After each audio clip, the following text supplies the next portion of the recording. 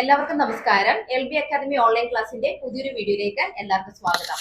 അപ്പോൾ നാളെ നമ്മുടെ NIOS +2 വിദ്യാർത്ഥികളുടെ പൊളിറ്റിക്കൽ സയൻസിന്റെ പരീക്ഷ ആരംഭിക്കുകയാണ്.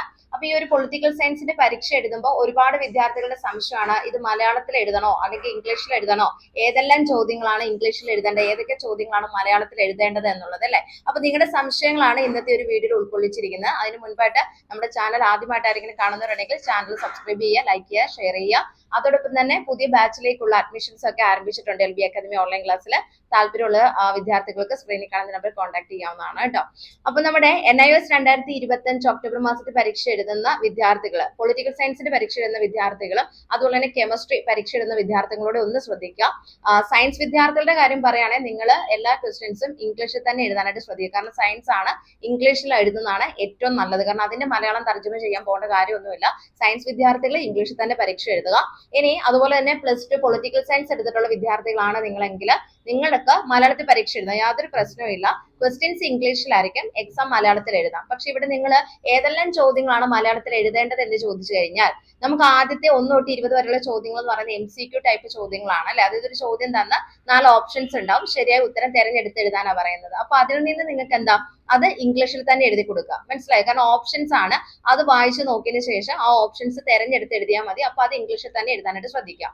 ഇനി ഒബ്ജക്റ്റീവ് ടൈപ്പിനകത്ത് വരുമ്പോൾ എന്തൊക്കെയാണ്, ഒരു സ്റ്റേറ്റ്മെന്റ് തന്നിട്ട് അവിടെ ഡാഷ് ഇട്ടിട്ടുള്ള രീതിയിലുള്ള ചോദ്യം ഉണ്ടാവും അല്ലെ. അങ്ങനെ ഡാഷ് ഇട്ടിട്ടുള്ള ചോദ്യം തന്നിട്ടുണ്ടെങ്കിൽ അവിടെ നിങ്ങൾ സ്വന്തമായിട്ട് എഴുതാനായിട്ട് ഉള്ള ചോദ്യമാണെന്നുണ്ടെങ്കിൽ നിങ്ങൾ തന്നെ അവിടെ എന്ത് ചെയ്യുക, നിങ്ങൾക്ക് മലയാളത്തിലോ ഇംഗ്ലീഷിലോ അവിടെ ആൻസർ എഴുതി കൊടുക്കാനായിട്ട് സാധിക്കും. ഇനി ചില സ്റ്റേറ്റ്മെന്റ് ക്വസ്റ്റ്യൻസ് വരുമ്പോൾ അവിടെ തന്നെ നമുക്ക് ഓപ്ഷൻസ് തന്നിട്ടുണ്ടാവും, അതിൽ നിന്ന് ചൂസ് ചെയ്ത് എഴുതിയാൽ മതി. അങ്ങനെയാണെന്നുണ്ടെങ്കിൽ നിങ്ങൾ ആ ഒരു ഇംഗ്ലീഷിലുള്ള ഓപ്ഷൻ വായിച്ചു നോക്കിയിട്ട് അതിൽ നിന്ന് ആൻസർ നിങ്ങൾ ഇംഗ്ലീഷിൽ തന്നെ എഴുതി കൊടുക്കുക. ഓക്കെ, നമ്മൾ സ്വന്തമായിട്ട് പ്രസ്താവന ചോദ്യങ്ങൾ തന്നിട്ട് അതിനകത്ത് നമ്മൾ തന്നെ ആൻസർ എഴുതാനാണെങ്കിൽ നിങ്ങൾക്ക് അത് ഇംഗ്ലീഷിലോ മലയാളത്തിലോ എഴുതാം. ഇനി അവിടെ ഓപ്ഷൻസ് തന്നിട്ടുണ്ടെന്നുണ്ടെങ്കിൽ നിങ്ങൾക്ക് അതിൽ നിന്ന് ഇംഗ്ലീഷിലുള്ള ആൻസർ സെലക്ട് ചെയ്ത് എഴുതാവുന്നതാണ്. അത് പിന്നെ മലയാളത്തിലോട്ട് തർജ്ജമ ചെയ്യാനായിട്ട് പോകണ്ട കേട്ടോ.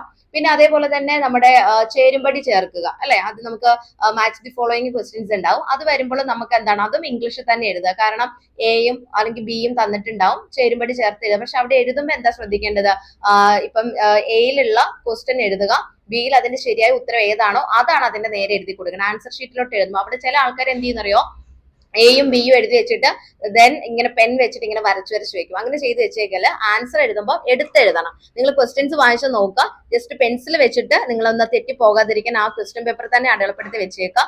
ആൻസർ എഴുതുമ്പോൾ എന്താ ചെയ്യേണ്ടത്, ഏതാണോ ക്വസ്റ്റ്യൻ തന്നേക്കുന്നത് അത് നോക്കുക, അതിനൊരു ഹൈഫൻ ഇട്ട് കൊടുക്കുക, ദെൻ അതിന്റെ ആൻസർ എഴുതി കൊടുക്കുക. അങ്ങനെ ആ ഒരു രീതിയിൽ എഴുതി കൊടുക്കുക കേട്ടോ. അങ്ങനെ മാച്ച് ദി ഫോളോയിങ് എഴുതാവുള്ളൂ. പിന്നെ അത് കഴിഞ്ഞിട്ട് പിന്നെ നിങ്ങൾക്ക് വരുന്നത് ഒരു സ്റ്റേറ്റ്മെന്റ് തന്നിട്ട് അത് ട്രൂ ആണോ ഫോൾസ് ആണോ എന്നുള്ള രീതിയിലുള്ള ക്വസ്റ്റ്യൻസ് ആണ് അല്ലെ. അപ്പൊ അങ്ങനത്തെ ക്വസ്റ്റ്യൻ വരുമ്പോഴത്തേനും അത് നിങ്ങൾ ആ സ്റ്റേറ്റ്മെന്റിന്റെ അവിടെ വീണ്ടും സ്റ്റേറ്റ്മെന്റ് എഴുതി വെക്കേണ്ട ആവശ്യമില്ല. അത് ശരിയാണോ തെറ്റാണോ എന്ന് മാത്രം ക്വസ്റ്റ്യൻ നമ്പർ എഴുതി വെച്ചിട്ട് അത് ശരിയാണോ തെറ്റാണോ എന്ന് മാത്രം നമ്മൾ അവിടെ എഴുതി കൊടുത്താൽ മതി കേട്ടോ. ആ ഒരു കാര്യം അവിടെ ശ്രദ്ധിച്ചാൽ മതി. പിന്നെ അത് കഴിഞ്ഞിട്ട് പിന്നെ നമുക്ക് വരുന്നത്, അപ്പൊ മാച്ച് ദി ഫോളോയിങ് പറഞ്ഞു, ട്രൂ ഓർ ഫോൾസ് പറഞ്ഞു, പിന്നെ ഷോർട്ടും വെരി ഷോർട്ടും എസ്സേ ടൈപ്പ്. ഇങ്ങനത്തെ ക്വസ്റ്റ്യൻ വരുമ്പോൾ നിങ്ങൾക്ക് മലയാളത്തിൽ എഴുതാം, യാതൊരു കുഴപ്പമില്ല. കാരണം ക്വസ്റ്റ്യൻസ് ഇംഗ്ലീഷിലായിരിക്കും, എക്സാം നിങ്ങൾക്ക് മലയാളത്തിൽ എഴുതാം കേട്ടോ, യാതൊരു പ്രശ്നവും വരുന്നില്ല. പിന്നെ ഏറ്റവും പ്രത്യേകമായിട്ട് ശ്രദ്ധിക്കേണ്ട ഒരു കാര്യം ഓപ്ഷണൽ മൊഡ്യൂളിൽ നിന്നുള്ള ക്വസ്റ്റ്യൻ ആണ്. ഓപ്ഷണൽ മൊഡ്യൂൾ എന്ന് പറയുമ്പോൾ ചില വിദ്യാർത്ഥികൾ 2 മൊഡ്യൂൾ എഴുതി വെക്കും. അപ്പൊ അങ്ങനെ ചെയ്തേക്കല്ല. ഓപ്ഷണൽ എന്ന് പറയുമ്പോഴത്തേനും ഓർത്ത് വെച്ചോണം, ഓർ ക്വസ്റ്റ്യൻസ് ഉണ്ടാവും. ഓർ കണ്ടു കഴിഞ്ഞാൽ എന്താ മനസ്സിലാക്കേണ്ടത്, ഏതെങ്കിലും ഒരെണ്ണം അറ്റൻഡ് ചെയ്താൽ മതി. ഓക്കെ, ഇനി ഓപ്ഷൻ മൊഡ്യൂളിലുള്ള ക്വസ്റ്റ്യൻ വന്നു കഴിഞ്ഞാൽ ഇതേപോലെ തന്നെ ഏതെങ്കിലും ഒരു മൊഡ്യൂൾ, നിങ്ങൾ ഏത് മൊഡ്യൂളാണോ പഠിച്ചിരിക്കുന്നത് ആ മൊഡ്യൂളിൽ നിന്നുള്ള ക്വസ്റ്റ്യൻ ആൻസേഴ്സ് മാത്രം നിങ്ങൾ എഴുതി കൊടുത്താൽ മതി കേട്ടോ. അതല്ലാതെ 2 മൊഡ്യൂളിൽ എഴുതി വെക്കാനായിട്ട് നിൽക്കുന്നത്. ചില വിദ്യാർത്ഥികൾ ഒരു തെറ്റിദ്ധാരണയുണ്ട്, ഒന്നും അറിയത്തില്ലാത്തതുകൊണ്ട് 2 മൊഡ്യൂളും അങ്ങ് എഴുതി വെച്ചേക്കും, അപ്പൊ മാർക്ക് കിട്ടുമായിരിക്കും എന്നുള്ള രീതി. അങ്ങനെ ഒന്നും എഴുതണം, അതൊക്കെ സമയനഷ്ടമാണ്. നിങ്ങൾ പഠിച്ചിരിക്കുന്ന മൊഡ്യൂൾ ഏതാണോ അത് മാത്രം നിങ്ങൾ അറ്റൻഡ് ചെയ്യാനായിട്ട് പോവുക കേട്ടോ. അപ്പൊ ഈ രീതിയിലാണ് നാളത്തെ പരീക്ഷ നിങ്ങൾ പൊളിറ്റിക്കൽ സയൻസ് എടുത്തിട്ടുള്ള കുട്ടികൾ എഴുതേണ്ടത്. ഓക്കെ, പിന്നെ 10ാം ക്ലാസ്സിന്റെ ഡേറ്റ എൻട്രിയുടെ പരീക്ഷ നാളെയാണ്. നിങ്ങൾക്ക് ക്വസ്റ്റ്യൻ പേപ്പർ മലയാളം മീഡിയത്തിലും ഇംഗ്ലീഷ് മീഡിയത്തിലും കിട്ടുന്നതാണ്. നിങ്ങളുടെ മീഡിയം പറഞ്ഞാൽ മതി, അതനുസരിച്ച് ക്വസ്റ്റ്യൻ പേപ്പർ കിട്ടും കേട്ടോ. നിങ്ങൾക്കും എന്താണ്, കമ്പ്യൂട്ടറൊക്കെ മലയാളത്തിൽ പരീക്ഷ എഴുതാം, യാതൊരു പ്രശ്നവും ഇല്ല. നിങ്ങൾ മലയാളം മീഡിയം സെലക്ട് ചെയ്തിട്ടുള്ളവർക്ക് മലയാളത്തിൽ എഴുതാം, ഇംഗ്ലീഷിൽ എഴുതുന്നവർക്ക് ഇംഗ്ലീഷിൽ എഴുതാം കേട്ടോ. അപ്പൊ ഇത്രയും കാര്യങ്ങളാണ് നാളത്തെ പരീക്ഷ എഴുതാൻ പോകുന്ന വിദ്യാർത്ഥികൾ ശ്രദ്ധിക്കേണ്ടത്. സയൻസ് ഗ്രൂപ്പ് വിദ്യാർത്ഥികൾ ശ്രദ്ധിക്കുക, കാൽക്കുലേറ്റർ കാര്യങ്ങളൊന്നും കൊണ്ടുപോകാനായിട്ട് പാടില്ല. ആ ഒരു കാര്യം കൂടെ ശ്രദ്ധിക്കണം കേട്ടോ. അപ്പൊ ഇത്രയും കാര്യങ്ങൾ ശ്രദ്ധാപൂർവം ചെയ്യാം. ബാക്കി എല്ലാ കാര്യങ്ങളും നിങ്ങൾക്ക് ഓൾറെഡി മലയാളം പരീക്ഷ ഒക്കെ എഴുതിയിട്ടുള്ള ആളുകളാണ്. അപ്പൊ അതുകൊണ്ട് നിങ്ങൾക്ക് അറിയാമായിരിക്കും എങ്ങനെയാ പരീക്ഷ നടക്കുന്നത് എന്നുള്ളത്. വേറെ ഇനിയിപ്പം ഡീറ്റെയിൽ ആയിട്ട് പറയേണ്ട ആവശ്യമില്ല. അപ്പൊ ഇത്രയും കാര്യങ്ങൾ ശ്രദ്ധിച്ചു വേണം നാളത്തെ പരീക്ഷ എഴുതാനായിട്ട് കേട്ടോ. കാര്യങ്ങളൊക്കെ ക്ലിയർ ആയെന്ന് വിചാരിക്കുന്നു. അപ്പൊ നിർത്തുന്നു.